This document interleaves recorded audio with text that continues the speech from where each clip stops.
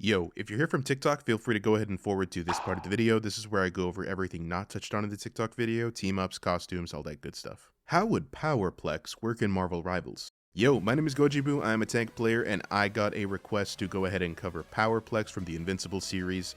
For those of you who don't know, he is a character that pretty much specializes in kinetic redirection, so the more you hit him, the more damage he takes, the more damage he can dish out, and it does manifest in the form of electricity. So he's a very unique character, got a very unique pitch on him, so I feel like it'd be really fun to kind of try to work him into Rivals. So I went ahead and made him a Duelist because I feel like that's probably the best way to take him. There is a world where he could work as a tank as well, and again, this is if Marvel Rivals does like a crossover season or something like that. I could see him as a Duelist. I could also just as easily see him as a tank. He does definitely have tanking capabilities. So for his passive, I gave him Blow Absorption. Powerplex takes 25% reduced damage from all sources. Powerplex has a meter that gains charge the more he has been hit. This meter affects several of his abilities. So while some of his abilities do have cooldowns, most of his abilities will be directly tied to the amount of charge he's absorbed. So kind of putting yourself in harm's way intentionally, not overloading yourself, making sure you don't get killed, of course, but taking just enough damage to kind of charge yourself up. So for primary fire, I gave him Discharge. Powerplex holds his hands out in front of him, sending out waves of energy that start with 10 base damage and gain damage with force absorbed. At max strength, the bolts provide additional knockback. So this could definitely turn him from, somebody who's kind of just tickling the backline to somebody that is absolutely blowing the tanks away, kind of just repositioning people once he's at max charge. So it's really just a good way to kind of give him some ranged options. For his alt fire / ability 1, I gave him Endure on an 8-second cooldown. Powerplex holds his arms close to his chest, bumping his damage reduction up to 50% for 2 seconds. Damage absorbed during this period provides double energy. So again, what I was talking about there, with a little bit of damage mitigation just like that, he definitely has tanking capabilities. And while he's not as big of a target as the other tanks, he can definitely put himself in front of a support if they're getting targeted or if a Spider-Man's ulted or something like that. This is definitely a good way for him to save his own skin and then immediately dish out some damage.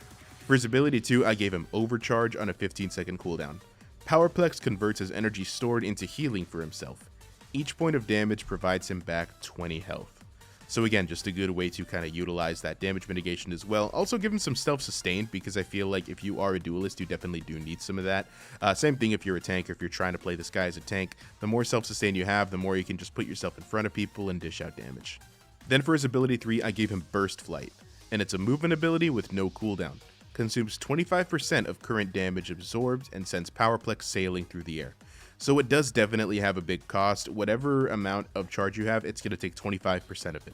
So if you got 100%, it's immediately removing 25. It is going to take a good chunk of the passive no matter when you use it. So you definitely do have to be more selective with it, but you can also use it to just escape. Then for his ultimate, I gave him Terrible Polarity. Powerplex creates a medium AoE field that redirects all incoming damage to him and releases it in a large damaging burst around him when he chooses, or after 5 seconds. If the field exceeds a certain amount of damage charge, he will reach critical mass, and the burst will damage allies as well.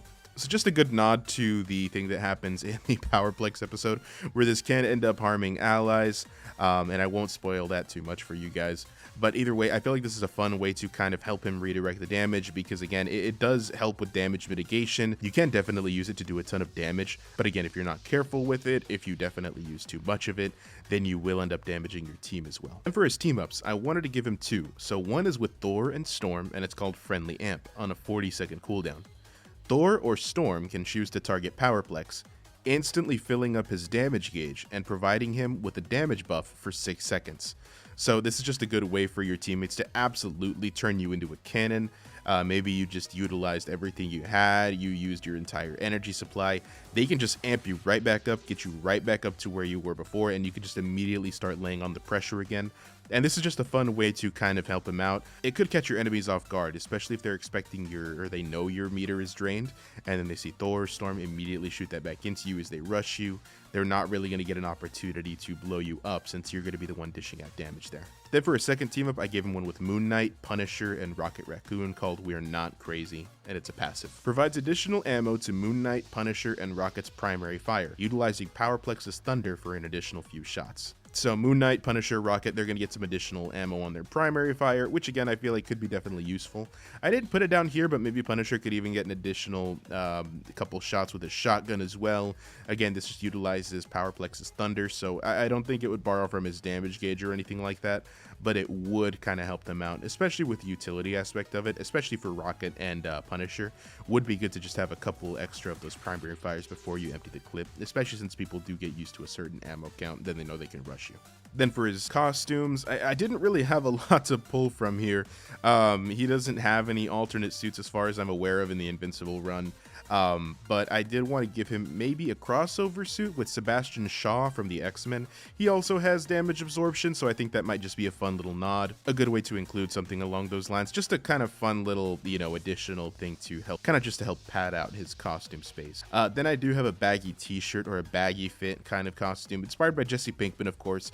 Powerplex is voiced by Aaron Paul, who also voiced Jesse Pinkman in Breaking Bad, and I feel like that's just a fun little nod. The show didn't really get to make too much of a nod to it. So I feel like this would just be a very fun way to do it, because I definitely would want Aaron Paul to voice him in Marvel Rivals, but again, it's just, a budget constraint. Who knows how all that stuff works, but either way, that'd be a fun way to do it as well. Then I have his scrapped cape look. So when they were originally designing him, they did want to give him a cape, which they did end up ultimately not going with. And this is from the artist's Instagram. I think it's Ryan Otley, but I'll edit this out if I'm wrong.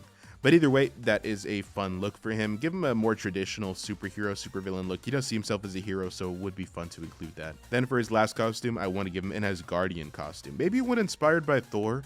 Maybe not exactly a one-for-one Thor copy, but something so that he looks like Thor. Definitely takes some inspiration from him, since he does shoot lightning and everything along those lines. But an Asgardian look would definitely be really fun to have on this guy. And then as for my final thoughts on him, I do think he would definitely be a keep-away type character. It's weird because he would strike this weird balance between you can't really go in until you start taking damage, but when you're taking damage, the enemy team obviously knows what you're going to be doing, so you'd need to find these ways to position yourself in front of allies, in front of, where there's going to be damage, rather than waiting for the damage to come find you.